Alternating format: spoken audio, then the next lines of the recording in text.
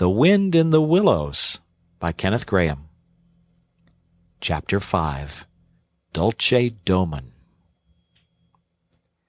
The sheep ran huddling together against the hurdles, blowing out thin nostrils and stamping with delicate forefeet, their heads thrown back and a light steam rising from the crowded sheep pen into the frosty air, as the two animals hastened by in high spirits, with much chatter and laughter. They were returning across country after a long day's outing with Otter, hunting and exploring on the wide umplets where certain streams tributary to their own river had their first small beginnings, and the shades of the short winter day were closing in on them, and they still had some distance to go. Plodding at random across the plough, they had heard the sheep and had made for them, and now, leading from the sheep pen, they found a beaten track that made walking a lighter business, and responded, moreover, to that small inquiring something which all animals carry inside them, saying unmistakably, "Yes, quite right. This leads home." "It looks as if we were coming to a village," said the mole somewhat dubiously, slackening his pace, as the track, that had in time become a path, and then had developed into a lane, now handed them over to the charge of a well-metalled road. The animals did not hold with villages, and their own highways, thickly frequented as they were, took an independent course, regardless of church, post-office, or public-house. "Oh, never mind," said the rat. "At this season of the year, they're all safe indoors by this time, sitting around the fire, men, women, and children, dogs and cats and all. We shall slip through all right, without any bother or unpleasantness, and we can have a look at them through their windows if you like, and see what they're doing." The rapid nightfall of mid-December had quite beset the little village as they approached it on soft feet, over a first thin fall of powdery snow. Little was visible but squares of a dusky orange-red on either side of the street, where the firelight or lamplight of each cottage overflowed through the casements into the dark world without. Most of the low latticed windows were innocent of blinds, and to the lookers-in from outside, the inmates, gathered round the tea-table, absorbed in handiwork, or talking with laughter and jester, had each that happy grace which is the last thing the skilled actor should capture, the natural grace which goes with perfect unconsciousness of observation. Moving at will from one theatre to another, the two spectators, so far from home themselves, had something of wistfulness in their eyes, as they watched a cat being stroked, a sleepy child picked up and huddled off to bed, or a tired man stretch and knock out his pipe on the end of a smoldering log. But it was from one little window, with its blind drawn down, a mere blank transparency on the night, that the sense of home and the little curtained world within walls, the larger stressful world of outside nature shut out and forgotten, most pulsated. Close against the white blind hung a bird-cage, clearly silhouetted, every wire, perch, and appurtenance distinct and recognizable, even to yesterday's dull-edged lump of sugar. On the middle perch the fluffy occupant, head tucked well into feathers, seemed so near to them as to be easily stroked, had they tried, even the delicate tips of his plumped-out plumage penciled plainly on the illuminated screen. As they looked, the sleepy little fellow stirred uneasily, woke, shook himself, and raised his head.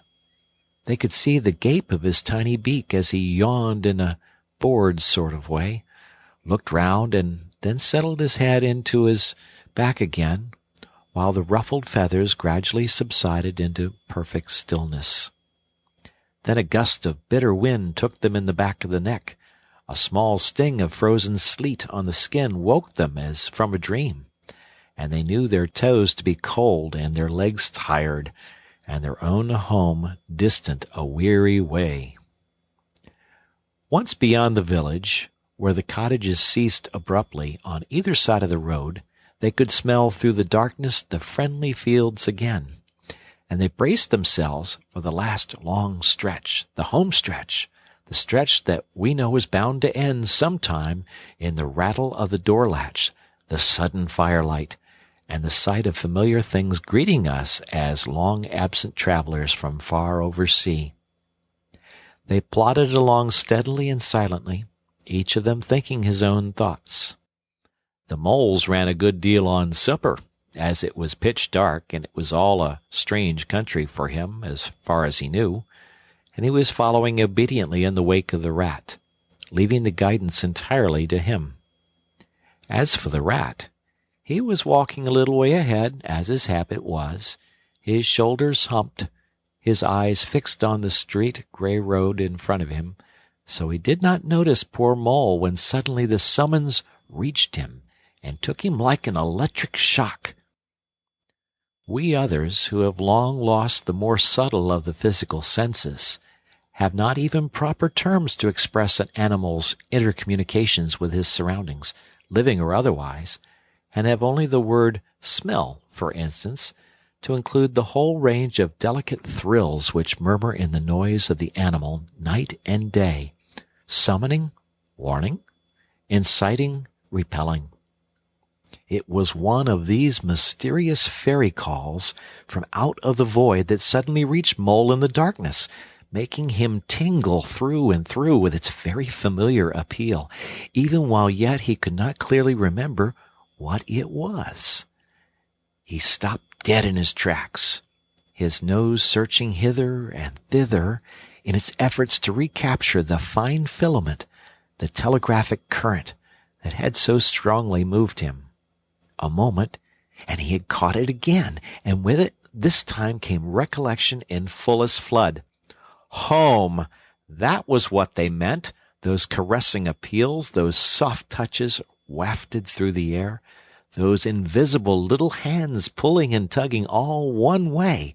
Why, it must be quite close by him at this moment, his old home that he had hurriedly forsaken and never sought again, that day when he first found the river. And now it was sending out its scouts and its messengers to capture him and bring him in. Since his escape on that bright morning he had hardly given it a thought, so absorbed had he been in his new life, in all its pleasures, its surprises, its fresh and captivating experiences. Now, with a rush of old memories, how clearly it stood up before him in the darkness, shabby indeed, and small and poorly furnished, and yet his, the home he had made for himself, the home he had been so happy to get back to after his day's work. And the home had been happy with him, too, evidently, and was missing him, and wanted him back, and was telling him so, through his nose, sorrowfully, reproachfully, but with no bitterness or anger, only with plaintive reminder that it was there and wanted him. The call was clear, the summons was plain. He must obey it instantly and go. "Ready!" he called, full of joyful excitement. "Hold on! Come back! I want you, quick!" "Oh, come along, Mole, do!" replied the rat cheerfully, still plodding along. "Please stop, Ratty!" pleaded the poor Mole in anguish of heart. "You don't understand. It's my home, my old home. I've just come across the smell of it, and it's quite close by here, really quite close. And I must go to it. I must. Oh, come back, Ratty. Please, please come back."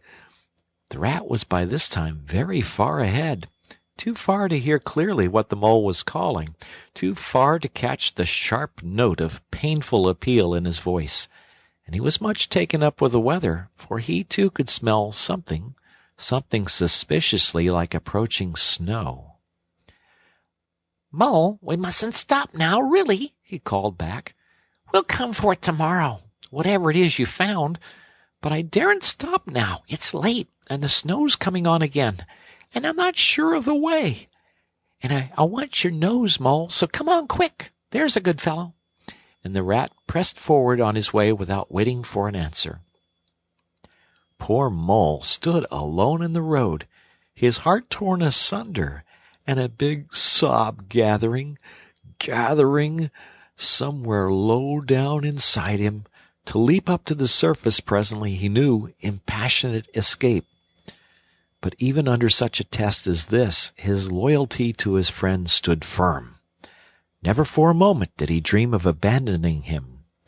Meanwhile, the wafts from his old home pleaded, whispered, conjured, and finally claimed him imperiously. He dared not tarry longer within their magic circle. With a wrench that tore his very heartstrings, he set his face down the road and followed submissively in the track of the rat, while faint, thin little smells, still dogging his retreating nose, reproached him for his new friendship and his callous forgetfulness.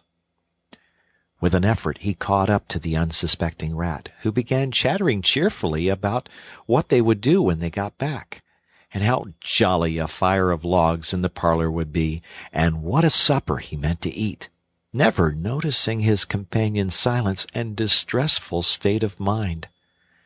At last, however, when they had gone some considerable way further, and were passing some tree stumps at the edge of a copse that bordered the road, he stopped and said kindly, "Look here, Mole, old chap.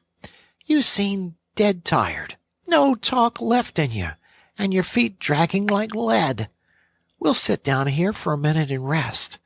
The snow has held off so far, and the best part of our journey is over." The mole subsided forlornly on a tree stump, and tried to control himself, for he felt it surely coming. The sob he had fought with so long refused to be beaten. Up and up it forced its way to the air, and then another, and another, and others thick and fast, till poor Mole at last gave up the struggle and cried freely and helplessly and openly. Now that he knew it was all over, and he'd lost what he could hardly be said to have found. The rat, astonished and dismayed at the violence of Mole's paroxysm of grief, did not dare to speak for a while.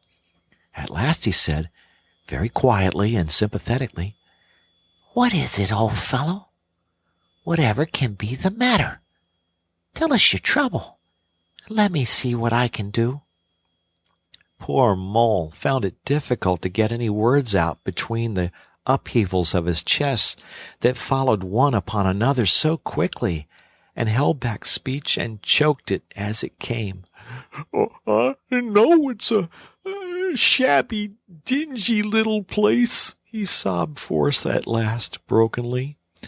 Not like your cozy quarters, or Toad's beautiful hall, or Badger's great house, but it was my own little home, and I was fond of it, and I went away and forgot all about it, and then I smelt it suddenly on the road when I called and you wouldn't listen, Rat, and everything came back to me with a rush, and I wanted it. Oh dear, and when you wouldn't turn back, Ratty, and I had to leave it, though I was smelling it all the time, I thought my heart would break. We might have just gone and had one look at it, Ratty, only one look. It was close by. But you wouldn't turn back, Ratty. You wouldn't turn back. Oh, dear. Oh, dear. Recollection brought fresh waves of sorrow, and sobs again took full charge of him, preventing further speech. The rat stared straight in front of him, saying nothing, only patting Mole gently on the shoulder. After a while he muttered gloomily, "I see it all now. What a pig I have been. A pig, that's me. Just a pig. A plain pig." He waited until Mole's sobs became gradually less stormy and more rhythmical. He waited till at last sniffs were frequent and sobs only intermittent. Then he rose from his seat, and remarking carelessly, "Well, Now we'd really better be getting on, old chap," set off up the road again over the toilsome way they had come. "Whatever are you going to, Ratty?" cried the tearful Mole, looking up in alarm. "We're going to find that home of yours, old fellow," replied the Rat pleasantly. "So you better come along, for it will take some finding, and we shall want your nose." "Oh, come back, Ratty, do!" cried the Mole, getting up and hurrying after him. "It's no good, I tell you. It's too late and too dark, and the place is too far off, and the snow's coming, and I never meant to let you know I was feeling that way about it. It was all an accident and a mistake. And think of Riverbank and your supper." "Hang Riverbank and supper, too," said the Rat heartily. "I tell you, I'm going to find this place now if I stay out all night. So cheer up, old chap, take my arm, and we'll very soon be back there again." Still snuffling, pleading, and reluctant, Mole suffered himself to be dragged back along the road by his imperious companion, who, by a flow of cheerful talk and anecdote, endeavored to beguile his spirits back and make the weary way seem shorter. When at last it seemed to the Rat that they must be nearing that part of the road where the Mole had been held up, he said, "Now, no more talking. Business. Use your nose and give your mind to it." They moved on in silence for some little way, when suddenly the Rat was conscious, through his arm that was linked in Mole's, of a faint sort of electric thrill that was passing down that animal's body. Instantly he disengaged himself, fell back a pace, and waited, all attention. The signals were coming through. Mole stood a moment rigid, while his uplifted nose, quivering slightly, felt the air. Then a short, quick run forward, a fault, a check, a try back, and then a slow, steady, confident advance. The Rat, much excited, kept close to his heels as the Mole, with something of the air of a sleepwalker, crossed a dry ditch, scrambled through a hedge, and nosed his way over a field open and trackless and bare in the faint starlight. Suddenly, without giving warning, he dived, but the Rat was on the alert, and promptly followed him down the tunnel to which his unerring nose had faithfully led him. It was close and airless, and the earthy smell was strong, and it seemed a long time to Rat ere the passage ended and he could stand erect and stretch and shake himself. The Mole struck a match, and by its light the Rat saw that they were standing in an open space neatly swept and sanded underfoot, and directly facing them was Mole's little front door, with Mole End painted in Gothic lettering over the bell pull at the side. Mole reached down a lantern from a nail on the wall and lit it, and the Rat, looking round him, saw that they were in a sort of forecourt. A garden seat stood on one side of the door, and on the other a roller, for the Mole, who was a tidy animal when at home, could not stand having his ground kicked up by other animals into little runs that ended in earth heaps. On the walls hung wire baskets with ferns in them, alternating with brackets carrying plaster statuary, Garibaldi and the infant Samuel, and Queen Victoria, and other heroes of modern Italy. Down on one side of the forecourt ran a skittle alley, with benches along it and little wooden tables marked with rings that hinted at beer mugs. In the middle was a small round pond containing goldfish and surrounded by a cockleshell border. Out of the center of the pond rose a fanciful erection clothed in more cockleshells and topped by a large silvered glass ball that reflected everything all wrong and had a very pleasing effect. Mole's face beamed at the sight of all these objects so dear to him, and he hurried Rat through the door, lit a lamp in the hall, and took one glance round his old home. He saw the dust lying thick on everything, saw the cheerless, deserted look of the long-neglected house, and its narrow, meager dimensions, its worn and shabby contents, and collapsed again on a hall chair, his nose to his paws.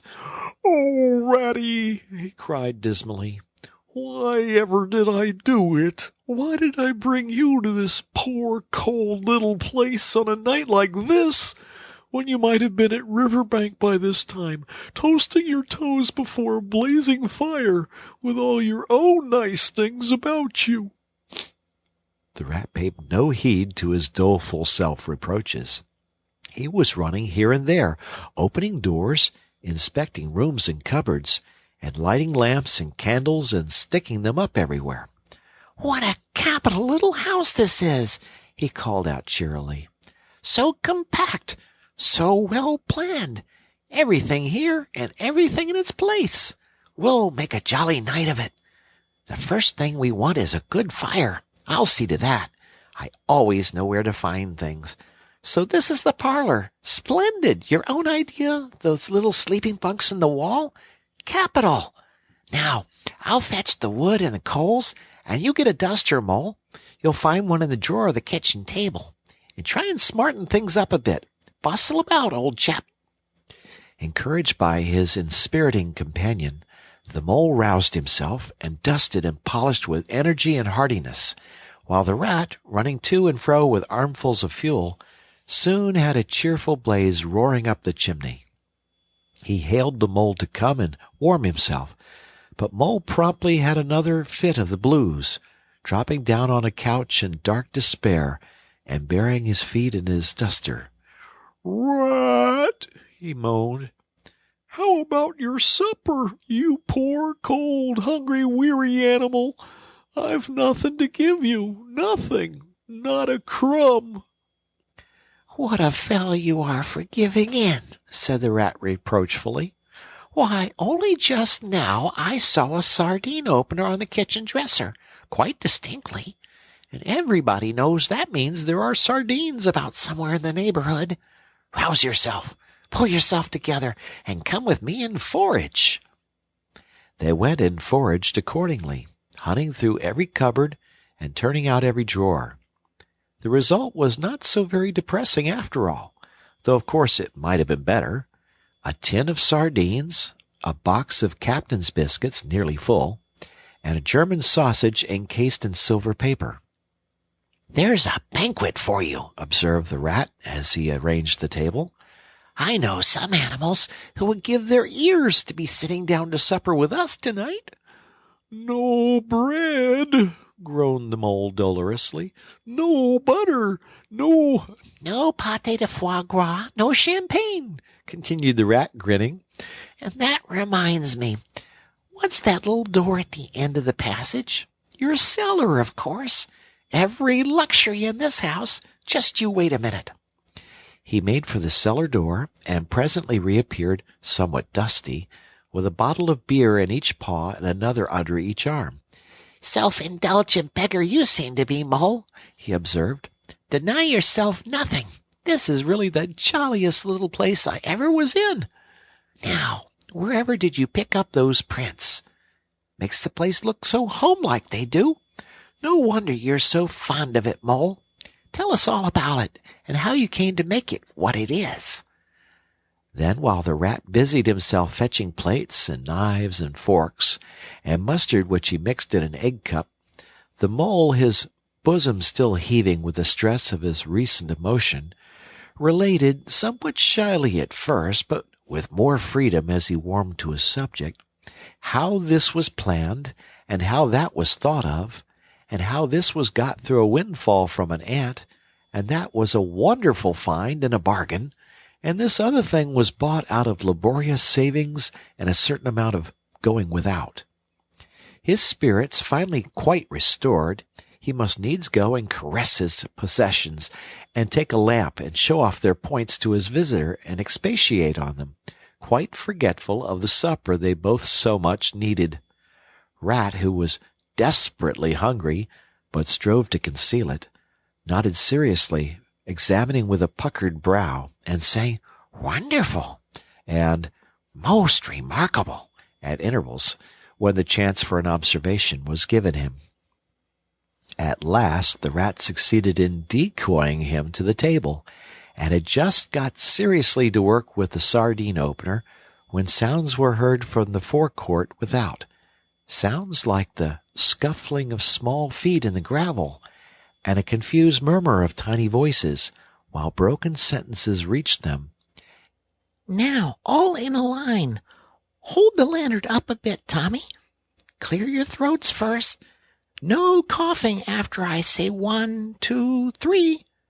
Where's young Bill? Here, come on, we're all awaiting." "What's up?" inquired the rat, pausing in his labors. "I think it must be the field mice," replied the mole, with a touch of pride in his manner.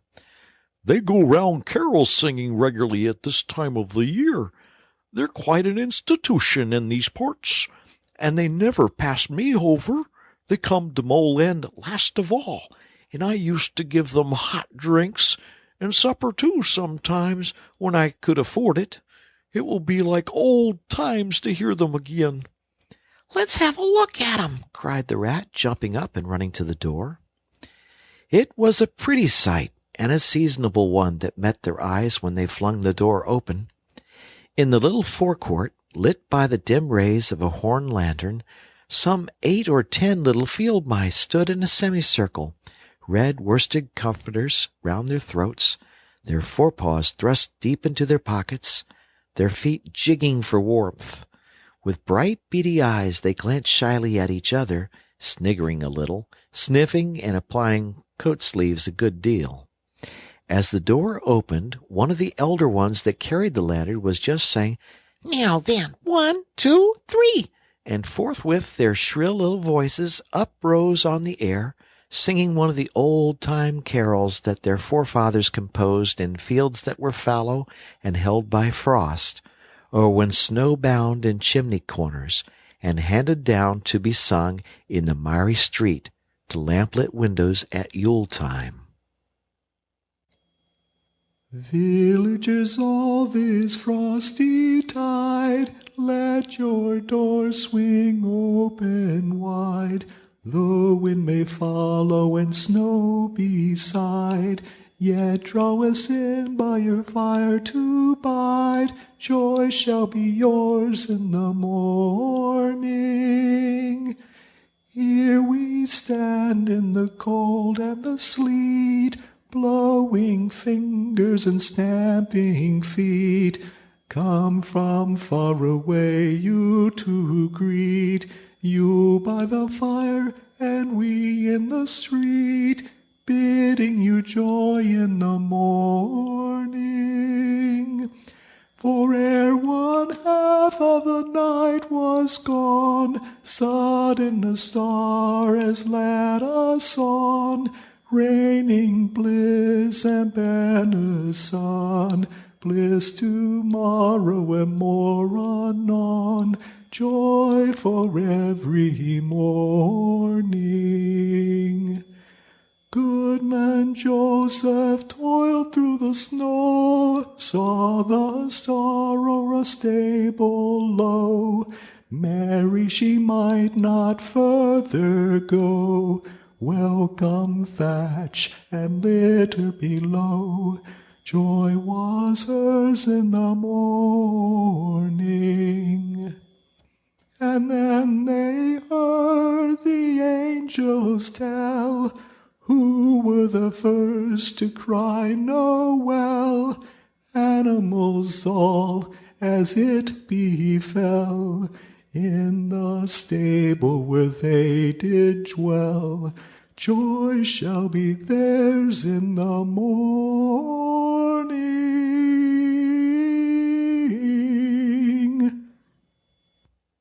The voices ceased, and the singers, bashful but smiling, exchanged sidelong glances, and silence succeeded, but for a moment only. Then from up above and far away, down the tunnel they had so lately travelled, was borne to their ears, in a faint musical hum, the sound of distant bells ringing a joyful and a clangorous peal. "Very well sung, boys," cried the rat heartily. And now come along in, all of you, and warm yourselves by the fire, and have something hot." "Yes, come along, field mice," cried the mole eagerly. "This is quite like old times. Shut the door after you. Pull up that settle to the fire. Now, you just wait a minute while we... Oh, Ratty!" he cried in despair, plumping down on a seat with tears impending. "Whatever are we doing? We've nothing to give 'em." "You leave that all to me," said the masterful rat. "Here, you with the lantern, come over this way. I want to talk to you. Now, tell me, are there any shops open at this hour of the night?" "Why, certainly, sir," replied the field mouse respectfully. "At this time of the year our shops keep open to all sorts of hours." "Then look here," said the rat. "You'll go off at once, you and your lantern, and you get me—" Here much muttered conversation ensued, and the mole only heard bits of it, such as, "Fresh, mind?" "No, a pound of that will do." "See you get Bugginses, for I won't have any other." "No, only the best." "If you can't get it there, try somewhere else." "Oh, yes, of course, homemade, no tin stuff." "Well, then, do the best you can."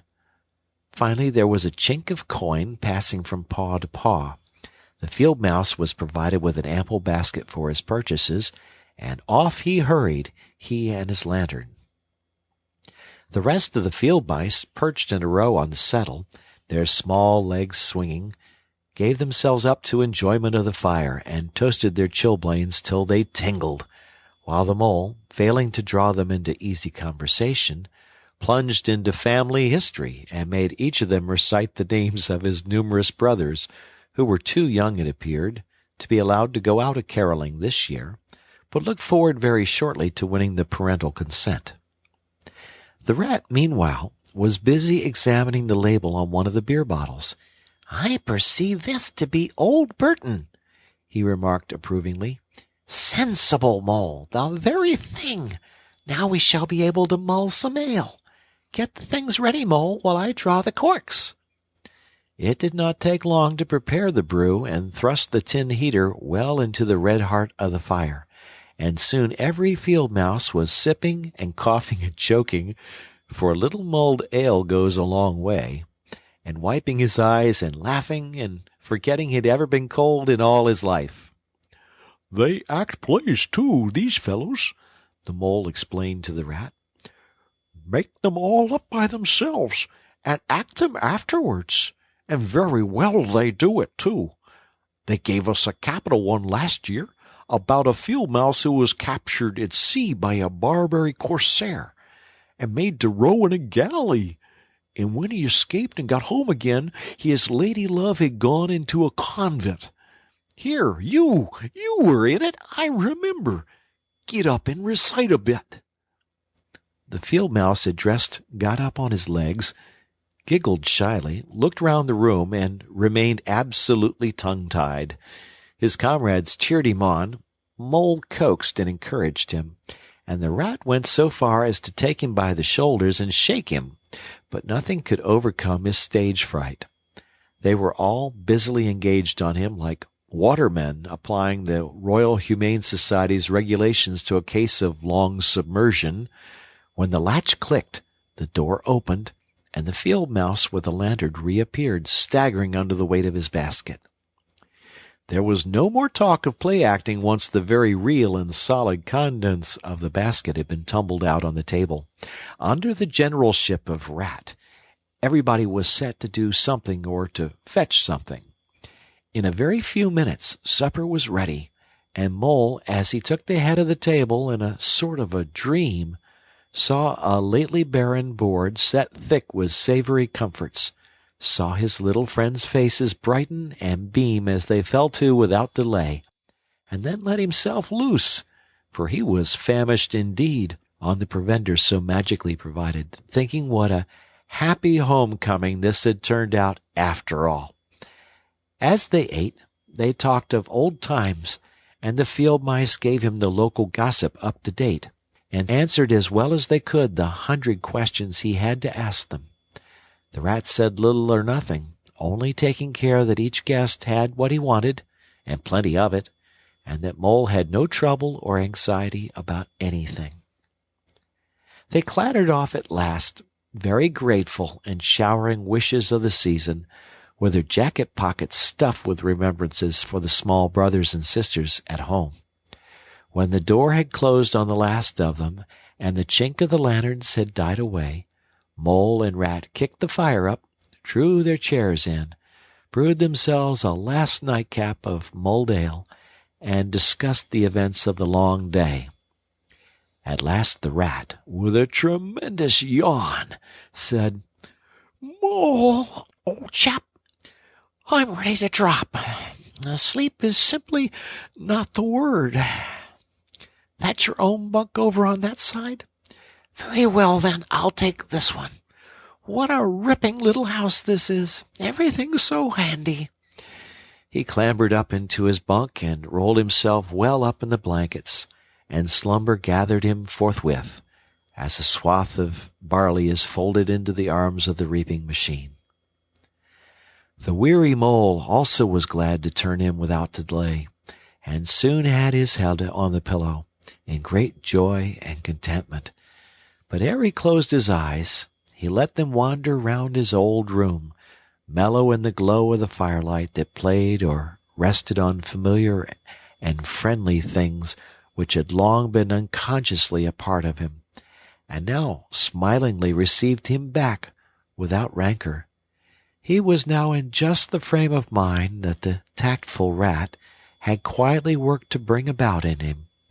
He saw clearly how plain and simple, how narrow even, it all was, but clearly, too, how much it all meant to him, and the special value of some such anchorage in one's existence. He did not at all want to abandon the new life and its splendid spaces, to turn his back on sun and air and all they offered him and creep home and stay there. The upper world was all too strong. It called to him still, even down there, and he knew he must return to the larger stage. But it was good to think he had this to come back to, this place which was all his own, these things which were so glad to see him again and could always be counted upon for the same simple welcome. The end of chapter 5.